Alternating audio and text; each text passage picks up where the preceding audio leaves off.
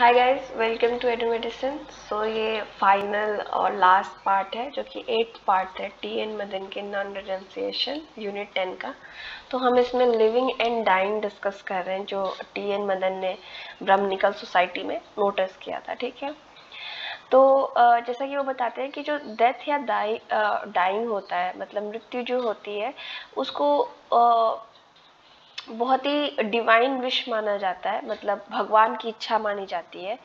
क्योंकि माना ये जाता है कि भगवान ने जन्म दिया है तो भगवान हमको अपने पास बुला भी सकते हैं, मतलब हम लोगों को भगवान ने क्रिएट किया है या गॉड ने क्रिएट किया है। ठीक है, तो जैसे कि कश्मीर में किसी का डेथ होता है तो जो फैमिली अफेयर माना जाता है, मतलब परिवार का वो होता है।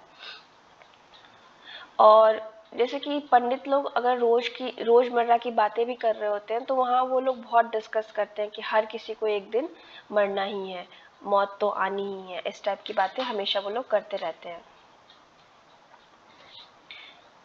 देखिए, एक चीज़ वहाँ पे बिलीव की जाती है कि मान लीजिए कि अगर आप बहुत अच्छे हैं और आपने धर्म के हिसाब से अपना जीवन यापन किया है तो आपकी जो मृत्यु होगी वो भी एक बढ़िया मृत्यु होगी। बढ़िया मृत्यु तो होती नहीं, मतलब अच्छे तरीके से आपकी मृत्यु होगी बिना दुख दर्द के और आप अपने घर में मरेंगे। तो देखिए यहाँ पे लिखा है, one lived his or her life according to धार्मिक principle he and she is bound to attain a good death.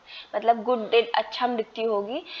जैसे कि मान लीजिए अच्छे समय पे आपकी मृत्यु हुई, अच्छी जगह पे, आप बहुत बुरी हालत में नहीं है कि आपके पैर खराब हो गए हैं, हाथ खराब हो गए हैं और आप पड़े हुए हैं, ऐसा नहीं है।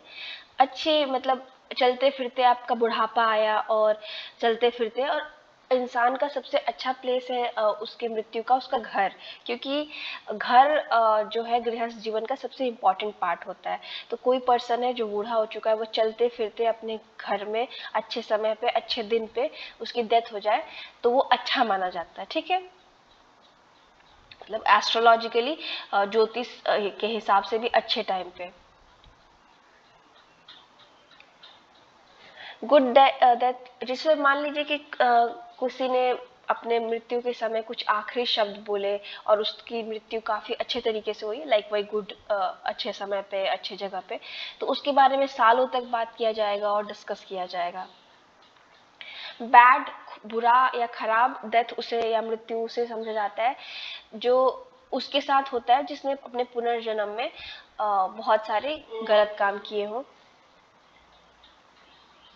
और कलेक्टिव डेथ उसको भी बहुत बुरा माना जाता है, जिसे प्रलय कहा जाता है, लेकिन ये नॉर्मली नहीं होता। और ये इस वजह से होता है कि कोई पापी जो आत्मा है उसने कुछ कर दिया, ठीक है, या सोसाइटी में धर्म कर्म खत्म हो गया हो, तो इस वजह से भी प्रलय हो सकता है। अब देखिए, सोशल रिलेशन मेन और वुमेन के हिसाब से डेथ के बाद डिफरेंट हो जाती है। मान लीजिए कि किसी औरत के हस्बैंड की डेथ हो जाती है और वो विडो हो जाती है, तो उसको पूरी जिंदगी सफर करना पड़ेगा। लेकिन अगर आदमी की औरत मर जाती है, मतलब आदमी की वाइफ की डेथ हो जाती है, तो वो दोबारा शादी कर सकता है। ठीक है, जो मतलब औरतें होती हैं जिनके पति की डेथ हो गई होती है, वो किसी भी अच्छे रिचुअल्स में पार्ट नहीं ले सकती हैं। और जो आदमी है, जैसे कि उसकी पत्नी की मृत्यु हुई है, तो वो कोई इमोशन नहीं दिखा सकता है। अगर वो रो रहा है, वो हो रहा है, तो उसको लोग समाज में, मतलब अपना इमोशन दिखा रहा है, तो उसको समाज में लोग अच्छे तरीके से नहीं देखेंगे, उसको अच्छी नज़रों से नहीं देखा जाएगा, यानी उसे अपने इमोशन को छुपाना है। लेकिन औरतें हर किस्म की अपनी इमोशन को, दुख दर्द को दिखा सकते हैं। ठीक है, किसी की भी हत्या करना पंडित की सोसाइटी में एकदम मना होता है। लॉजिक उनका ये है, या आर्गुमेंट उनका ये है कि भगवान ने, क्रिएटर ने हमें बनाया है, तो हमें उस चीज को मारने का हक नहीं दिया। अगर हम उसको बना नहीं सकते तो उसे हम उजाड़ भी नहीं सकते। समझ रहे होंगे आप। तो अगर, और मान लीजिए आपने किसी ब्राह्मण को मार दिया तो उसे ब्रह्म हत्या बोला जाएगा, जो कि बहुत बड़ा पाप होता है, बहुत बड़ा क्राइम होता है।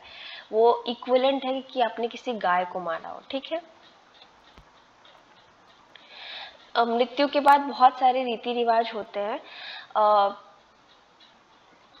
जैसे मृत्यु होने वाली होती है उससे पहले वो लोग जिनकी मृत्यु होने वाली होती है कोशिश किया जाता है कि वो भागवत गीता पढ़े या उनको सुना दिया जाए उसकी, क्योंकि भागवत गीता में ही श्री कृष्ण जी ने बोला है कि जो हमारी आत्मा है वो अजर अमर है, बस हमारा शरीर है वो एक कपड़े की तरह है जो कपड़ा बदलता रहता है, ठीक है।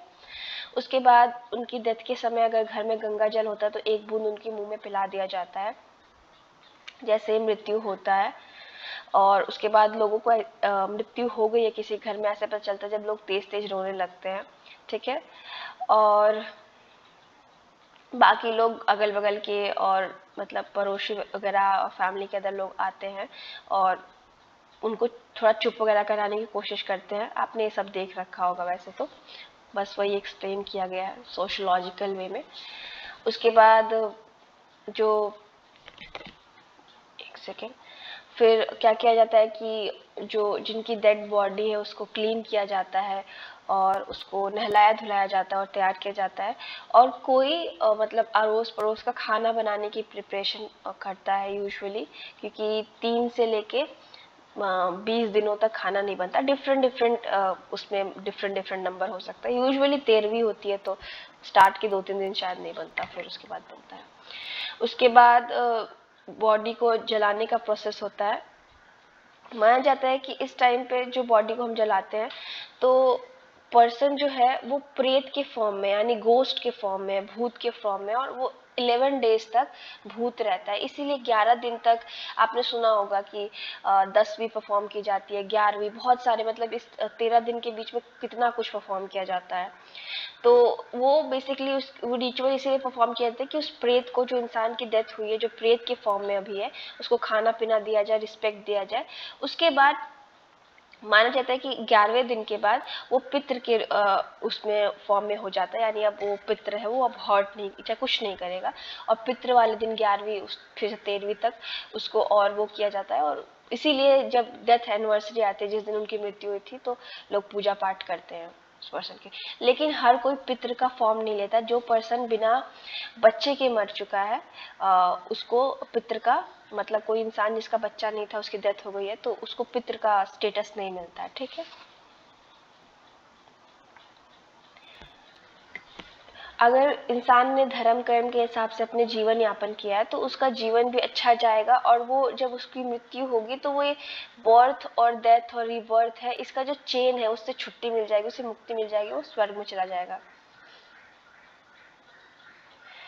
ठीक है। उसके बाद ये सब चीजें मतलब जो रिचुअल्स बनाई गई हैं एक तरीके से इंसान को जो दुख दर्द उस टाइम पे होता है उससे उसे भूल जाने में थोड़ी मदद करती हैं, उसे कम करने में मदद करती हैं। और जैसा कि हमको पता ही है कि ये लाइफ साइकिल का हिस्सा है, मतलब जन्म से लेके मृत्यु तक, ठीक है। तो बस इस चैप्टर में इतना ही था। होप करती हूँ कि आपको समझ में आ गया हो ये चैप्टर। कुछ समझ ना हो तो कमेंट करिए, अप्रिशिएट करने के लिए भी कमेंट कर सकते हैं, बिकॉज उससे इंगेजमेंट बढ़ती है। एंड प्लीज़ वीडियो को लाइक करिए, चैनल को सब्सक्राइब करिए एंड अपने फ्रेंड्स के साथ शेयर करिए। टेलीग्राम पे हमारे ग्रुप का लिंक दिया हुआ है, टेलीग्राम ग्रुप का लिंक, वहाँ पे आप ज्वाइन कर सकते हैं। हाईलाइटेड मिल जाएगा और साथ में हैंड रिटन मिल जाएगा notes. Thank you so much, have a nice day.